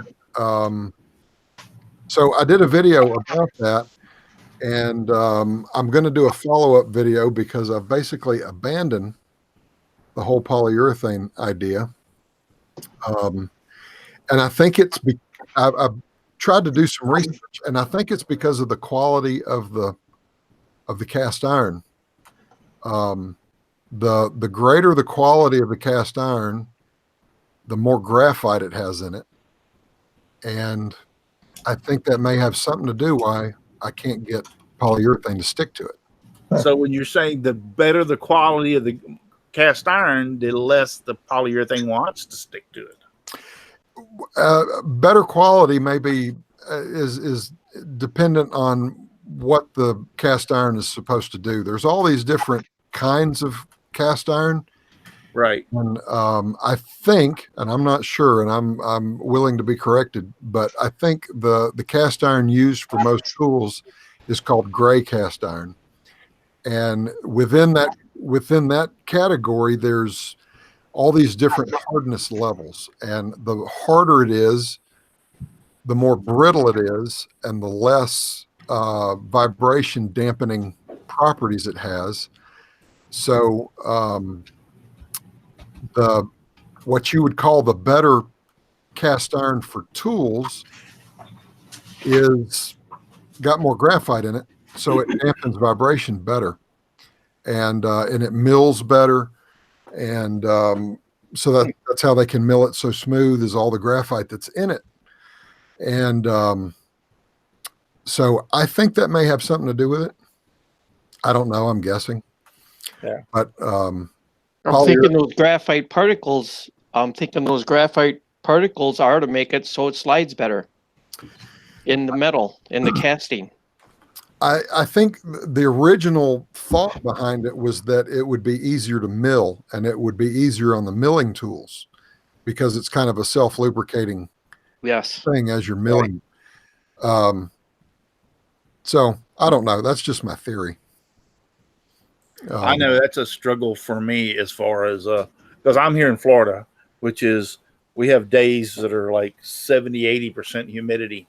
Sometimes when I wake up, I've got weather things out in my yard, and sometimes I'll wake up in the morning, first thing in the morning, I have a 93% humidity outside. So yeah, it's a constant fight on my. I love cast iron. Don't get me wrong, because anything particle board, like if you buy one of those cheap router tables that's made of particle board, oh yeah, it'll last probably three months in my shop because the humidity gets in there and swells up to about twice the size it's supposed to be. So I love the cast iron for the fact that it doesn't do that, but it's a constant battle. And I've tried. Don't tell me something to try again, because I have tried everything that I know of. I've spent high dollar, high end stuff. The basic way that I found that works consistently and is the easiest is just Johnson's paste furniture wax. You just got to keep up on it and keep it waxed. If you do that, it'll be fine. That stuff does work really well. I put it on my stuff in the garage. I bought some kind of special lubricant for jet airplanes, and it's supposed to be for marine and all this other kind of stuff. And Yep. it wasn't any better than the Johnson's Paste Wax, and I paid like $30 for a can of that crap. So, Well, I clean my tabletop down every fall before I lock up the shop for the winter. And the last thing I do is a coat of wax over the top. yeah. So, Were you going to say something, Rob? yeah, good. well, if you don't want me to tell you about a new product, don't watch my video. Oops. What was the name of the new product? It's called fluid film. Okay. And the only place I found it is at Lowe's. Oh, we love Lowe's here. Yeah. Which aisle was it in? Yeah, everybody on the panel loves Lowe's. Yeah, we all shop there. I'm a vet. They give me That guy in 10% red. off. Yeah, me They too. give us the Russ Clarity discount there. A lot of times you can just That walk guy in out. red doesn't have a A lot love. of times Do you you, just walk do you out. know the truth behind that, Rob? No, I don't. I hate Lowe's. Oh, well, I do too. That's why Donald Matthews ain't here. Yeah, I hate Lowe's. He's been banned because he works there. He works at Lowe's now. He's got banned. Yeah, that is not true. Y'all kiss my butt. It's just an urban myth. Just an urban myth. Yeah, that's not true. Donald Matthews, you ask him, he bowed out on his own because he moved and he was working and had to have extra hours because he moved and to pay the rent. And so he asked me, he says, I'm sorry, but I can't be here anymore. So y'all bunch of fibbers. No, Donald is always welcome back. Yes, he is. So here, let me I won't put my camera on. Y'all keep Rob entertained. I'll show you the last thing that I used that was supposed to be the actual miracle worker that everybody said this stuff is so great that I went and bought. Okay, Rob. So if we use the stuff that you've got over Johnson's Paste Wax, do you run the risk of the stuff getting into the wood and maybe screwing up, trying to put finish on it? I have never had that happen, and I'll tell you this: I don't use Johnson's Paste Wax at all anymore. It used to be my thing, but what I did was cleaned the surface with xylene, and to get everything out of it, I actually sanded it down with 600 grit sandpaper on a random orbital sander. And then cleaned it with xylene. And then I put this on there about once every 4 months. And really the only reason I put it on there is because I think about it. And I don't have any rust. And I live in Georgia and we got the same humidity issues. So I've been tickled to death with it. Okay. All right. So before Russ gets back, Luana Pierce wanted to know what the row and the bin number was for that stuff at Lowe's. You know, it's hard to find. It's actually hard to find. If you go in the tool section on the end by the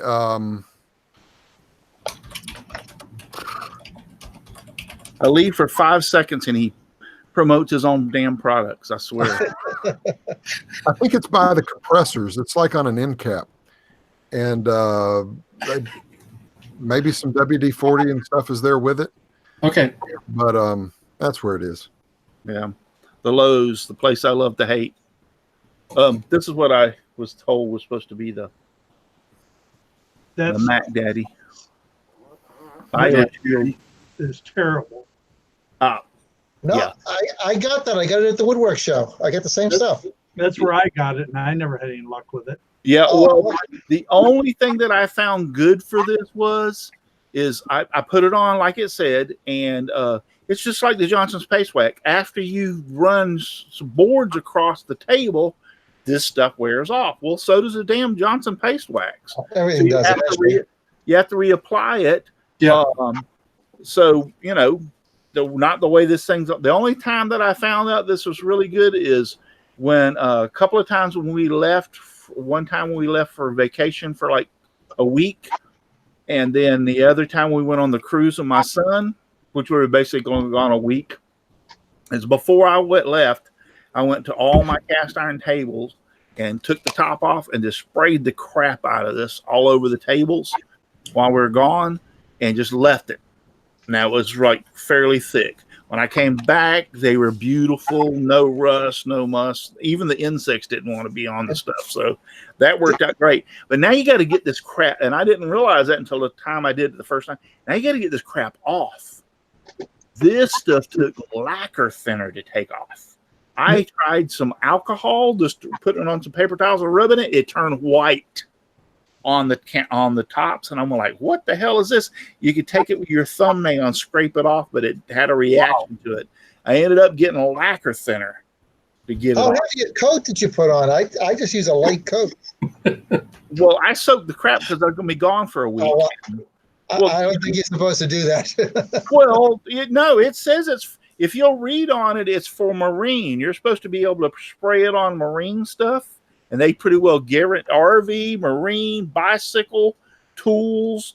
You're supposed to be able to spray it on like in marine, and it's supposed to repel salt water. So I thought about using it on my boat and try. I'm a woodworker. I don't read directions. Well, anyway, but that was the latest. That stuff's not cheap either. No, I think I paid $20 for this can. Yeah. I got a whole set at the woodwork show. It had the cleaner. It had the wax, and I forget what the third can is. But I clean my table saw down with it every fall with it. Yeah. It does a great job. Like I said, if you're not going to use it, you can put a fairly thick coat on it, and it worked. Because WD-40 is not really a lubricant. I mean, a lot of people think that's a lubricant. It's water disperser. Water dispersal 40. Their 40th try got it right. So it's actually to like, for instance, when we had you had the old distributor cap and you got water in it, you could turn the distributor cap on, spray WD-40 in there, pop it back on, and crank your car, and it'd run because it got rid of all the water. Yep. So yeah, Chris Nealon out in the chat says he uses that T9 and he just puts a light coat on and buffs it in, and he's good to go. Yeah, but it wears off. It doesn't stay the whole. How many times do you have to replace it? Because I did the same thing, and I did it like it said on the can. And after about 3 or 4 times of running boards across, I came back out my shop one morning, and there's rust right where the boards were because it wore off. And I'm like, well, hell, I got the same thing with Johnson's paste whacking it. Damn sure it didn't cost me this much. So. Well, I'm kind of go out on a limb and put a bet on you that I bet you that stuff that Robb Franklin's got over there might be better. Well, I gave you the end, buddy. Go ahead. I have to go to that damn blue place. I'll send you. I go to that blue place on occasion. Trust me, they have some things over there that they all have on sale that I can't buy at my favorite store, Home Depot. So. Yeah, when he has a coupon, he goes to that blue store often. Yeah, so I have to go there every once in a while. Or that, like, for instance, I needed a 12-inch vinyl, like a real dark brown, to put on my gable end when I redid my roof. And Home Depot didn't have it. I had to go to Lowe's to buy the damn 12-inch dark brown vinyl. So my problem is not the store, and I've said this more than once, their products in the store. It's the people that are in the store. They're a bunch of never mind.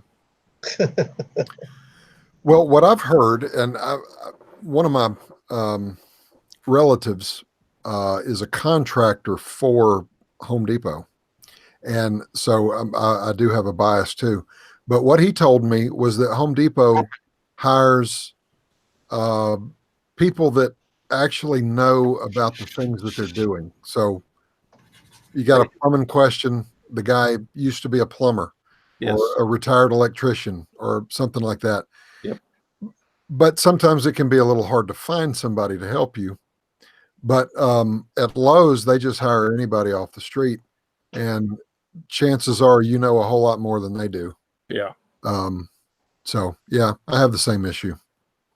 Yeah, and it's not just that. It's like the registers. They'll have 15 people in the pro aisle with carts lined up with stuff waiting for the checkout. They got one register open. And I'm going like, really? These are all contractors, people that are trying to buy their stuff and get back out of the job. Every minute that they're in here, they're wasting time and you're costing them money. And you have one register open?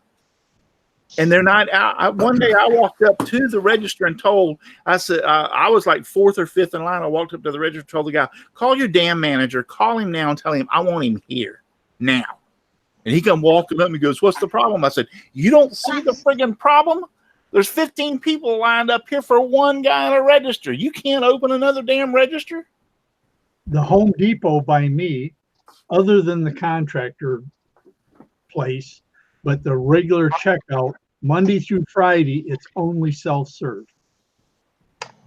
There are no registers open Monday through Friday. Only on the week. I always go to the contractor desk. Yeah, I always. Well, I do too. But it's everybody says, oh, we got to use, I'm glad to see these self-serves, but what it does, it takes away jobs and closes all the other registers. Yeah, I agree. And Walmart's going to that too. So, I mean, the only thing I will say about Home Depot and the times that I have been in there, if they get 3 or more in the contractor's line, they get 3 or 4 more people, they'll open up. One of the girls that's working the contractor or one of the people that are working the contractor desk will open another register to get the people through. So yeah, ours goes in here too. Yeah, I've seen that with my own eyes. So, but that's the only thing. Like I said, Lowe's carries some of the same stuff that Home Depot carries. I mean, the store's nice. I like the stores. Don't get me wrong. They sometimes have better sales. They sometimes have different products that I need that I can't buy at Home Depot. So I end up over there. Those are just my problems that I have with them. And we go back on this again, I swear. I find that Home Depot is better stocked for the stuff inside the walls of a house that you don't see. The framing, the pipes, the electrical, they're better stocked. Yeah. Lowe's is better stocked on the stuff you do see, the hinges, the drop holes, the decorative stuff. So, they have a bigger appliance department than our Lowe's here has a bigger appliance department than the Home Depot does. Right, so it depends on what you're looking for. You got to figure which store to go to. Yeah. Sorry we got on this tangent, Rob. I'm sorry. See what you did, Rob? Jeez. Amazon. First you said Lowe's. Amazon's got to start delivering wood overnight. Yeah, really. Yeah, Amazon lately has been my favorite. There'll actually be a lot of ladies that'll be happy about that. So, yep. I see what you did there. Wham was doing that wood stuff a little while ago. Amazon's sorry, I couldn't resist. He opened the door and I had to walk. That's what she said. Yeah. So anyway, Rob, we got a thing called Wood Shop Confessions. We haven't had anybody on here in a while. And I forgot to tell you about this, by the way. Because you're not supposed to. Yeah, you can't. Yeah, what it is we want you to tell us, and I'm going to bless you afterwards. So we want you to tell us something that you did in your shop that after you did it, you looked at yourself and went like, what the hell did I do that for? Some kind of blunder or accident, something. Look at him act like preferably with a little blood. Yeah, maybe with a little blood even. Or the stitches or stuff like that. Well, I know one of them was that damn table that you made a circle out of. I don't know. I think the lathe is the router. I've had more router accidents than I care to talk give about. Us one of those. Give us one of those. It was a good story. Yeah. Well, most of my router accidents I've actually put into my videos so that other people won't be as stupid as me. Oh, but they will.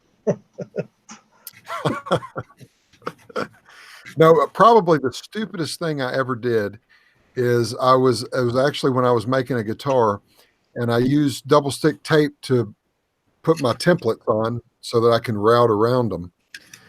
And I did that, and that went fine. But I put so much double stick tape on it, I couldn't get the two pieces apart. So I took one of my chisels and I put it in a vise and lined up the seam on the chisel and then gave it a bump. Here we to go. split the two apart. And that worked great. No problem at all. 15 minutes later, when I was walking through the shop, I had forgotten to take the chisel out of the vise. So I stabbed my arm down to the bone with a razor sharp chisel. Oh, And Ow. went, and it's kind of a joke in my house. I went upstairs and I said, well, I'm going to go to the hospital. And my wife said, okay. And, but as a compliment, though, the doctor said, what in the world did you cut yourself with? And I said, a chisel. She said, you mean like a chisel in your garage? And I was like, yeah. She said, it looks like you cut yourself with a scalpel.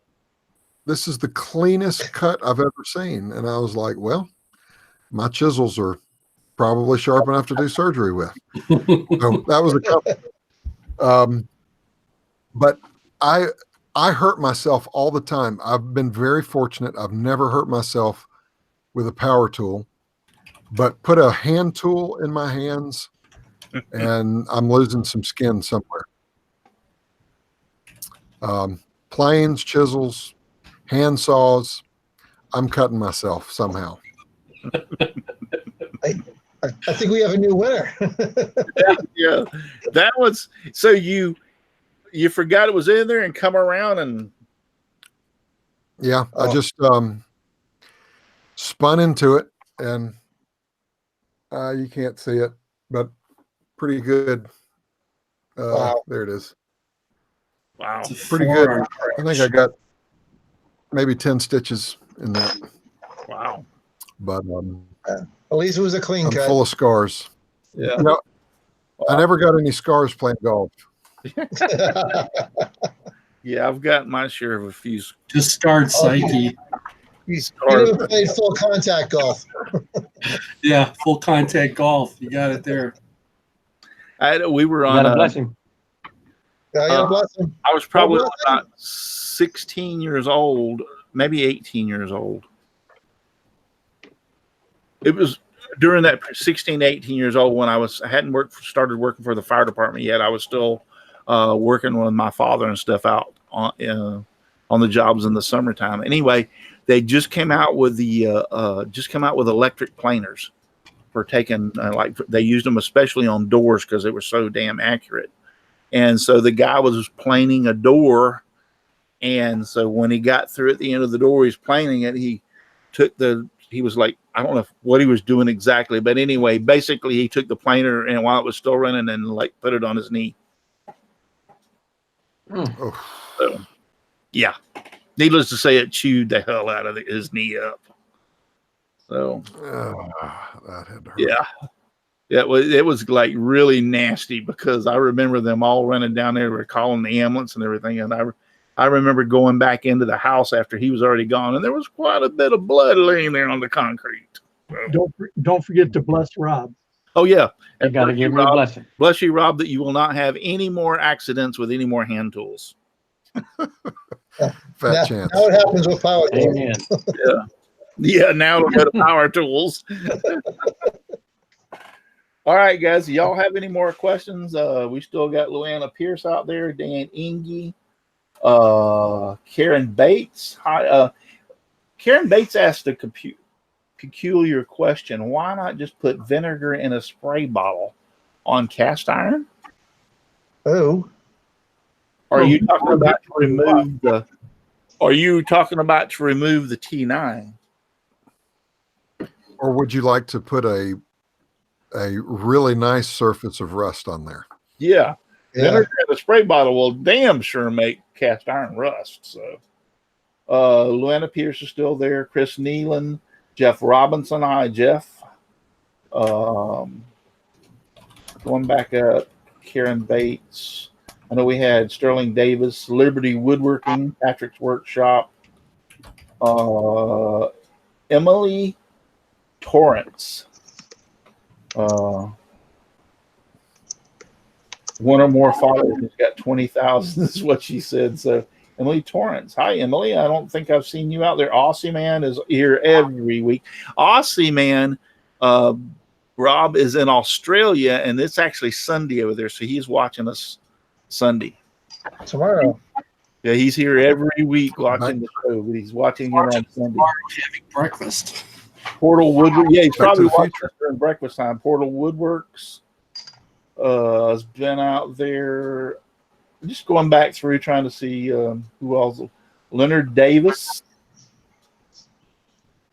has been out there. Thank you all so very much for being in the chat. And so we're she's to remove rust.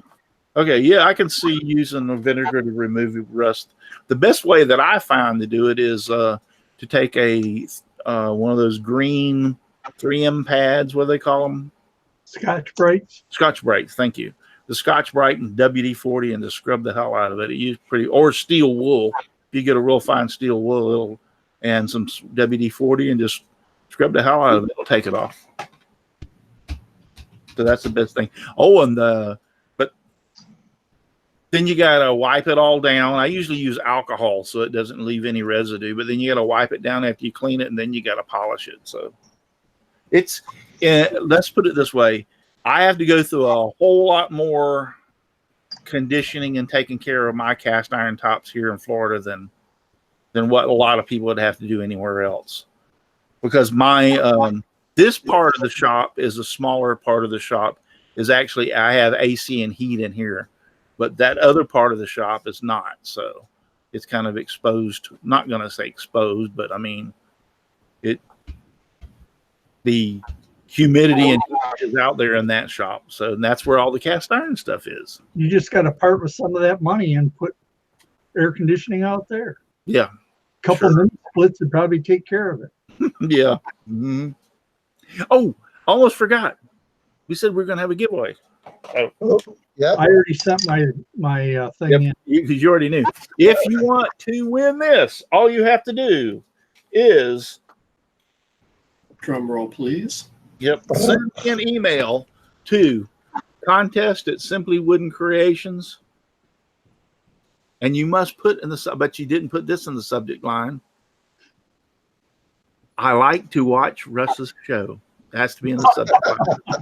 Ooh. Yep. You have to put I like to watch Russ's show. Hands up in the chat if you thought it was going to be something a lot worse than that. Yep. I could have said I love Russ. Are you going to That'll add? work too. If you put, I would love say thank Russ, you very much. if you put I love Russ, I'll give you 2 entries for every one email. Are you going to put on there that I like to watch Russ's show because of the panel? No. 3 entries for everyone. So there you go. Contest at Simply Wooden, and you'll get this rocker. It's a silicone project pads that the glue won't stick to it. So When y'all I put like in your to watch entry on the Russ's finish show line, will get you 1 entry, and I love Russ will get you 2. make sure you, when you put I love Russ, you put I love Russ Meadows. No, it's Russ C, not Russ M. All right, Yeah, that's all you have to do, and I'll draw the name out of the hat and send it to you. Just that easy. No muss, no fuss. Easy peasy. Dennis Goodson has already put I love Russ. So does Dave Satoski. Hope I'm saying that right. Dave said, where do I do this? Here, you have to send me an email, Dave, to contest@simplywoodencreations.com. So that's where you see it. You send that. I love Russ. And for $9.95, so can you. Okay, so Rob, thank you very much. I appreciate you being on here tonight. Listen, I really appreciate it. It's an honor, and look forward to see a lot of you in the future. Cool. All of you. And then thank you, Brenda, Chris, Dickson, Jim, Paul, and Russ Meadows. Thank you all for being on the panel tonight. And thank you all for being out there in the chat, because we do this for you too. If it wasn't for you being out there in the chat and doing all your thumbs up for me on the show, I wouldn't be here. I wouldn't be here. So thank you very much for being in the chat. And thank you for your questions over there. I do appreciate that too. There's only one thing that we have left to do before we leave, and that is 0% off on the cruise. 0% off. And that is 0% off is a bargain. Yeah. Just give me sawdust, lots of sawdust all around me and everywhere. I like it flying all around my shop and even in my beard and hair. Good night, everybody. Thank you for watching, and God bless. Good night, boys and girls. Good night. Remember, you don't have to go home, but you cannot stay here. Good night. Bye-bye.